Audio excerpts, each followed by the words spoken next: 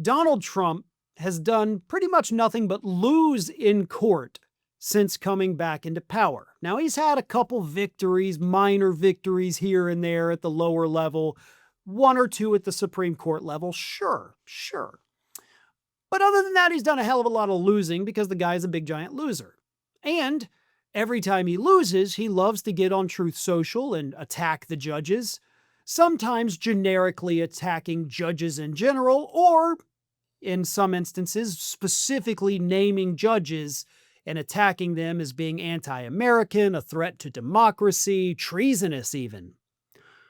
Sometimes he does it on Truth Social, sometimes he does it to reporters, sometimes he does it in interviews. But he loves to attack the judges and has for many, many years now. And these these attacks from Donald Trump have led to an unprecedented number of death threats against judges, both, state judges and federal judges across the country. So far, the federal government has had to open up more than 100 criminal investigations into threats made against judges in the United States. In the last year, more than 100 criminal cases opened because of threats against judges, almost all of whom have ruled against this Trump administration. Let me read this. U.S. District Judge John Kaufner in Seattle told CBS News that, quote, he's had a security details in response to threats a handful of times in his 45 years as a judge, including when he presided over the trial of leaders of an anti-government group in the late 1990s, but nothing compares to how bad it is now. The judge said that he was swatted, an illegal scheme in which people make fake emergency calls to draw SWAT teams to the homes of public figures. The FBI also told him there was a bomb in his house, Kaufner recalled. He said he's also received hundreds of threatening voicemails and other communications. He said, if I were in my 30s or 40s with young children at home and thinking about going on the federal bench, one of the factors to consider is that we may be exposing ourselves to possible violence. Half the people that come before us for trial are going to be unhappy with the result. But it had never before reached the level where the president and the attorney general and the president's staff were making hypercritical comments and calling judges monsters and referring to a judicial coup. Things like that, that's all new. I've never experienced that before.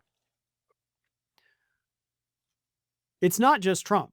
I know I said Trump does it, but he's right. It's the entire administration. It's Republican elected officials in the House and Senate who have accused the judiciary of carrying out a coup. It's right-wing podcasters. These very same people who were telling us, back in September-ish, that the left was hyper-violent. The left's rhetoric is getting people killed. Nope. It was y'all the whole time. And y'all continued the hateful, hurtful rhetoric while some on the left managed to tone it down, which I disagree with. But y'all won that war of words. But your base is the violent one. These MAGA freaks are sociopaths. I mean, textbook definition sociopaths. They have this erratic behavior based on a temporary emotion because they have formed an attachment not to other people in their lives, but to one specific individual that doesn't even know they exist. And yes, you look up some of the characteristics of a sociopath. Those are all the things, because I did look all that up.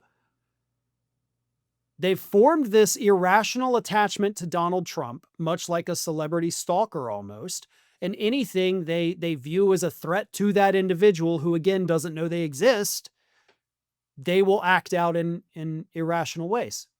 Here's one specifically.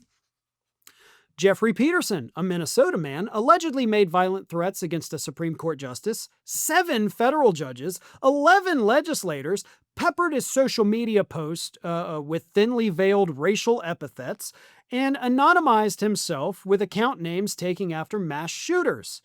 One of them said, "That piece of judge must have her life ended immediately. Get it done, patriots." Melissa Hortman. Melissa Hortman's life was ended by a fanatical MAGA sociopath. Her husband was also murdered. This is what rhetoric from this idolized figure does, from this entire administration, from the entire right wing, from the podcasters to the legislators, all the way up to the President of the United States. This is what it does. They get crazy, irrational, unhinged, low IQ people to go do their dirty work for them. And none of them regret any of this. This is what they've wanted for a long time. Thanks for watching, and if you are not already subscribed to the channel, please do so, and do not forget to like and comment and share widely among your friends.